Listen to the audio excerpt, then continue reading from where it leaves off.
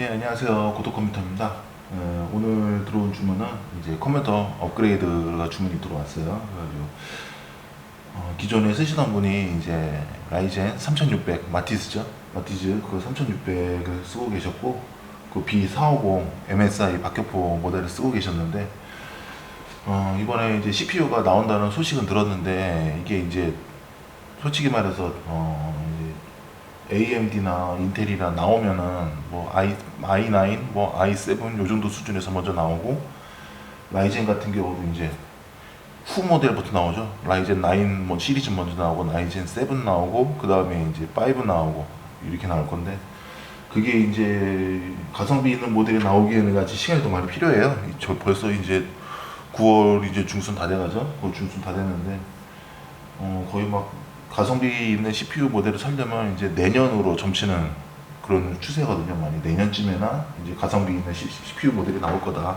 뭐 i5 모델이라든지 뭐 라이젠 5, 뭐 3세대는 안 나오겠지만 i3 요 정도 해가지고 라이젠에 이제 라이젠 5가 가성비 있는 CPU 모델이죠.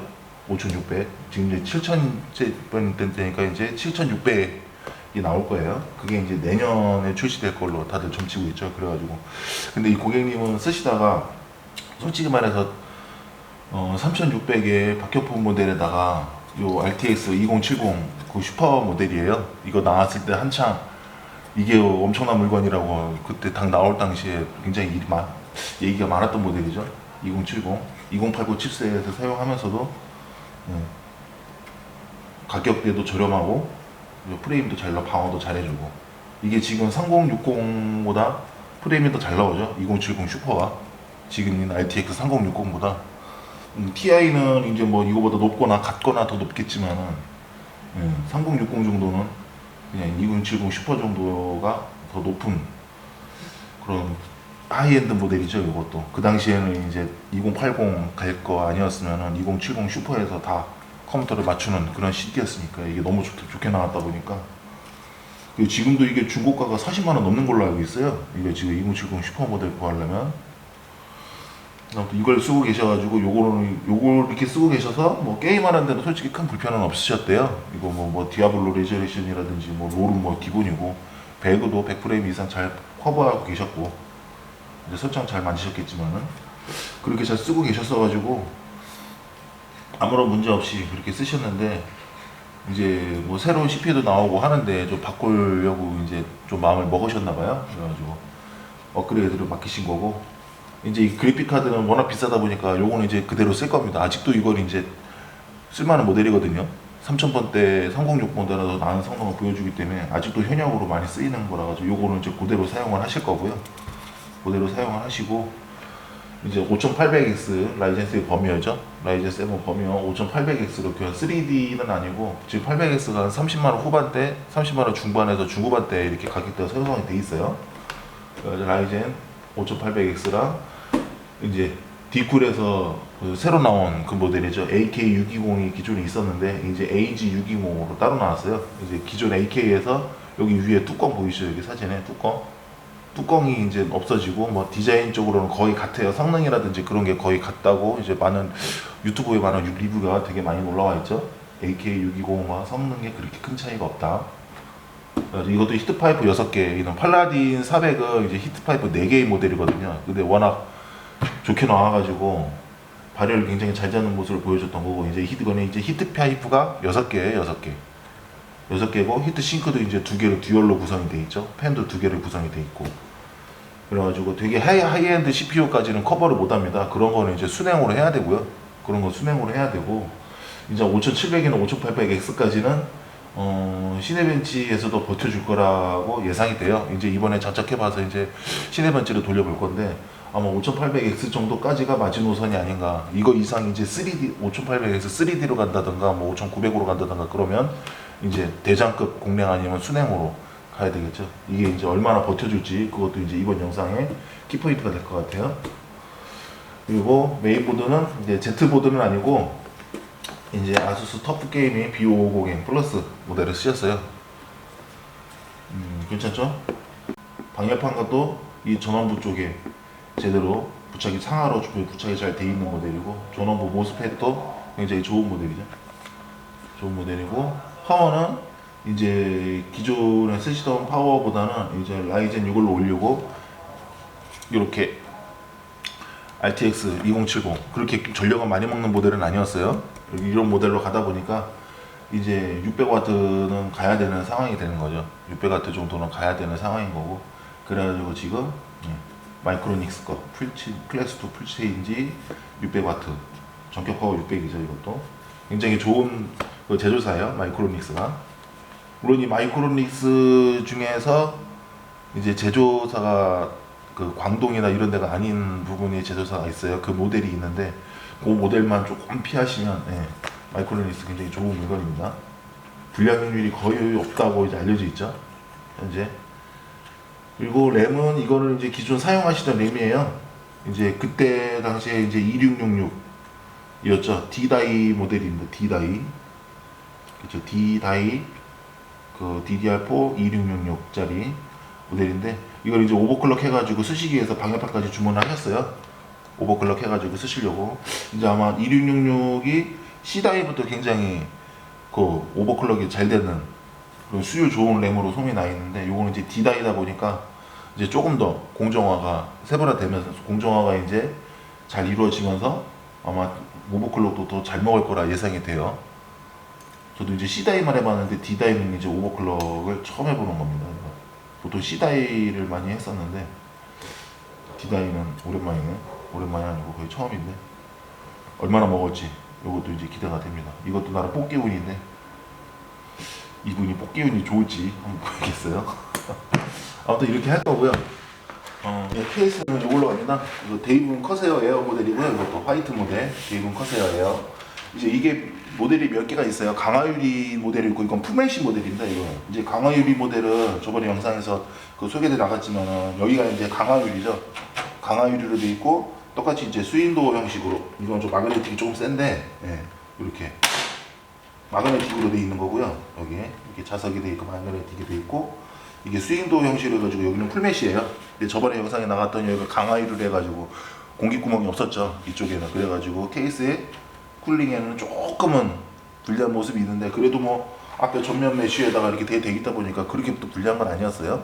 근데 요거를 이제 거기보다 그 케이스 쿨링에 조금 더 신경 쓴 모델이죠. 강화 유리가 없는 대신에 이제 여기 이쪽 측면을 완전히 풀메쉬로 바꿔버린 거고, 근데 완전히 막힌 게 아니기 때문에 안에 있는 RGB도 이렇게 비쳐서 보이긴 합니다. 이거는 이제 조립 다 끝나고 이제 부팅하면서 제가 영상으로 담아 드릴 건데, 굉장히 좋은 모델이에요. 이것도 이게 케이스 쪽에 파워 쪽에 이렇게 분리되는 그런 공간도 있고, 이쪽에 선정리도 이렇게 판판해요. 보통은 이제 여기 가운데 부분이 온폭한 그런 모델들이 많습니다. 근데 이제 이거는 깔끔한 라인을 좀 위주로 디자인된 케이스다 보니까 여기가 이제 튀어나온 부분이 없어요. 튀어나온 부분이 없는데, 대신에 이제 이쪽으로 이 안쪽으로 보면 이렇게 손가락, 제 손가락이 되게 굵은 편이거든요. 손이 굉장히 큰 편인데 제 손가락 하나가 이렇게 다 들어가면서 이게 요 제 검지 손가락이 일반 사람들의 한 엄지 손가락 정도 크기가 돼요. 대보면 제 검지 손가락이 그 정도 두께인데, 이게 제 엄지 손가락이 다 검지 손가락이 이게 다 들어갑니다. 옆으로 이렇게 딱 요 정도의 공간이 있어요. 이게 영상을 보시는 분들이 엄지 손가락 굵기 정도의 크기가 여기 공간이 있는 거예요. 엄지 손가락 굵기 정도의 크기가. 그래가지고 선정리하는 데는 아무런 무리가 없는 모델이고요. 케이스 쿨링도 160까지 장착이 되고 굉장히 좋은 모델이에요. 웬만한 공랭 쿨러 대장급은 이제 조금 가려서 넣어야 되겠지만 튜닝램이 곤란하다든가 그런 제약사항이 조금 있죠, 160이면. 근데 그렇지 않고서는 대장급 공랭에 다는 게 아니고서는 아무 무리가 없어요. 그리고 여기 라디에이터도 240까지 순행을 다 장착할 수 있는 상단 라디에이터 장착 공간이 있고요. 240까지 굉장히 좋은 모델이에요. 순행도 장착 가능하고, 이제 웬만한 그래픽 카드 뭐 80, 30, 80, 30, 90 들어가가지고 뭐 굉장히 긴 정도의 그래픽 카드가 아니면은 충분히 장착 가능한. 그리고 하이엔드 모델은 좀 아깝죠. 하이엔드 모델은 이제 빅타워나 그런 데로 가야 되는 거고, 미들타워 수준에서는 갖출 건 다 갖춘 그런 모델이 아닌가 싶어요. 그래서 손도 나름 잘 예쁘게 잘 땄고, 아무튼 이 케이스를 해가지고 고객님 컴퓨터를 이제 다 조립을 하도록 하겠습니다. 네, 이제 고객님이 요청하신 그 업그레이드가 다 끝났습니다. 5800X가 들어가 있고요. AG620 디플 모델 잘 장착이 됐고, 쓰시던 거 그래픽카드 RTS 2079 슈퍼와 지지대까지 다 설치가 됐고, 메인보드도 B550 아수스 터프 모델로 해가지고 잘 설치가 됐고 전선 작동이 잘 되는 모습이에요.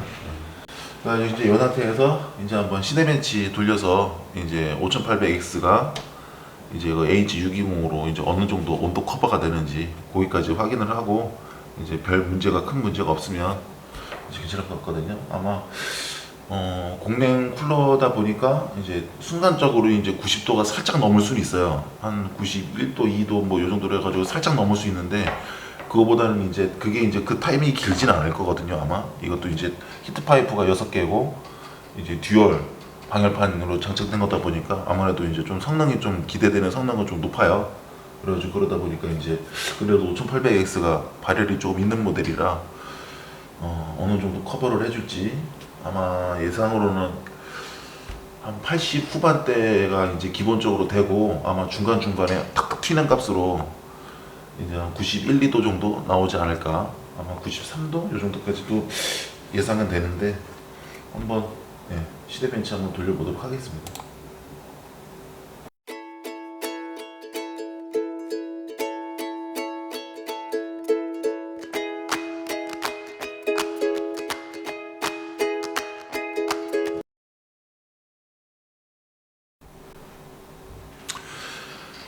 이제 시네벤치 다 돌리고 나서 결과값을 봤는데, 결국에는 이제 87, 8도에서 이제 거의 그 정도에서 기본 동작을 하는 모습을 보여주고, 온도도 이제 92점 그 정도 수준대, 92도대까지 한순간에 튀는 모습도 보였었어요. 그래가지고 그쪽에 이렇게 나왔는데, 클럭 수도 약간의 하향을 먹었어요. 이게 원래 시대벤치를 돌리면은 이게 온도가 허락하는 한도 내에서 이제 최고 클럭까지 이게 발동이 되거든요. 이게 지금 4.7이니까 여기서 이제 클럭이 막 4699 이렇게 클럭 수가 꽂혀주면서 이게 시네벤치가 돌아갔어야 되는데, 클럭이 하얀 온도 때문에 클럭이 하향되는 모습을 보여줬죠. 그래가지고 요때가 아마 4514에서 40몇에서 14 이렇게 왔다 갔다 했던 것 같아요. 4514에서 4550 정도? 요 사이 간거 4540 정도. 이렇게 요 사이를 계속 왔다 갔다 해 클럭을 유지를 하면서 한 것 같아요. 그러니까 클럭이 한 1.5에서 2 정도까지, 베스트 클럭에서는 이제 1.5에서 2까지 클럭이 하향이 된 거죠. 그렇게 클럭이 하향을 먹고 CPU 100% 돌려주면서 온도를 이제 88도까지 그 정도로 잡아주는 게 지금 이제 AG620 쿨러인 것 같아요. 이제 기존에 있던 거는 이제 AK620이라고 뒷구리에 공랭 쿨러가 있는데, 그거에서 이제 약간 뭐 이게 덮개판 이거 메인보드네. 여기 쿨러에 덮개판 좀 제거되고 색상이라든지 뭐 이런 게가 조금 바뀌어가지고 이렇게 나온 게 AG620인데, 뭐 거의 성능은 똑같다고 제조사 측에서도 그렇게 말을 했던 거거든요. 성능 자체는 똑같다 이렇게 말을 했던 거라서 아마 이 AG620으로는 이제 실사용에는 문제는 없을 겁니다. 시네벤치에서 한순간 튀고 이렇게 했던 건데, 실사용에는 문제는 없을 것 같긴 한데, 이제 웬만하면 수냉 쿨러로 교체하는 게 좋겠죠. 4.7 베스트 쿨러까지 이제 되게 고수준의 작업을 하실 때는 이제 클럭 수가 4.7까지 나와주는 게 아무래도 좀 작업하시는데 더 유리할 건데, 거기까지는 버텨주지 못하는 모습이에요. 그래가지고 조금 아쉽네요. 그게. 이 부분은 이제 고객님한테 그렇게 안내를 하고 이제 출고가 될 거예요. 이제 왜 공랭 쿨러를 찾았는지는 뭐 솔직히 순행에 그 시끄러움이 싫으셔가지고 사셨다고 했는데, 뭐 솔직히 실질적으로 이제 사용하시기에는 전혀 무리는 없죠. 솔직히 말해서 베스트 클럭이 나와주는 거가 게임에서도 조금 필요하긴 한데, 4.5에서도 그렇게 뭐 느린 게 느껴지진 않으니까요. 근데 조금 5800의 급에는 조금 안 맞는 것 같다, 그런 느낌.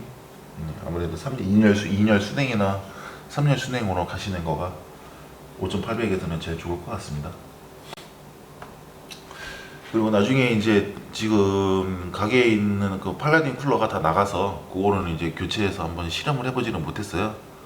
어차피 뭐 저희 컴퓨터도 아니고 고객님 컴퓨터다 보니까 요거는 이제 이렇게 출고를 하고 다음번에 이제 저희 시스템에다가 5800이랑 그 5800이랑 B550 아수스 터프 이렇게 같은 식으로 했을 때 팔라딘 400 ARGB 그 쿨러랑 지금 요 쿨러 AG620 쿨러랑 이제 어떤 거가 조금 더 쿨러 방어를 해주나 이렇게 좀 봐야 될 것 같아요. 저번에 제가 했을 땐 그 X470 보드에서 5800에다가 팔라딘 구성을 해가지고 그렇게 한번 온도를 봤었거든요. 온도를 봤는데 그때는 이제 4.55 정도 나왔어요. 4.55 정도에 83도로 잡아줬거든요. 4.55 정도에 83도 이렇게 잡아줘가지고 이러고 이것보다 오히려 조건은 더 좋았던 것 같아요. AG620보다. 근데 뭐 그 470 보드랑 뭐 B550 보드랑 이게 보드가 틀리니까 아무래도 정확한 차이는 나오진 않겠죠. 그래가지고 제가 다음 영상에서는 요 B550 모드에 5800을 꽂고서 팔라딘이랑 지금 요 AG620이랑 어떤 게 더 좋은지 이거는 이제 5800X의 그거보다는 이제 AG620이 듀얼에다가 히트싱크 6개고 이렇게도 한데 팔라딘은 히트싱크가 4개예요. 그리고 싱글이죠. 방열판이 싱글로 장착되어 있는 모델인데 뭐 만약에 성능이 비슷하다고 하면은 팔라딘이 정말 엄청난 거죠. 이런 상황에도 팔라딘이 더 좋다고 하면 엄청난 거니까 한번 그 영상 테스트 영상을 해가지고 리뷰 한번 해보도록 하겠습니다. 네. 일단 요 컴퓨터는 지금 이 상태에서 이제 고객님한테 출고하도록 하고요. 네. 이만 영상을 마치겠습니다. 네. 영상 시청해 주셔서 감사합니다.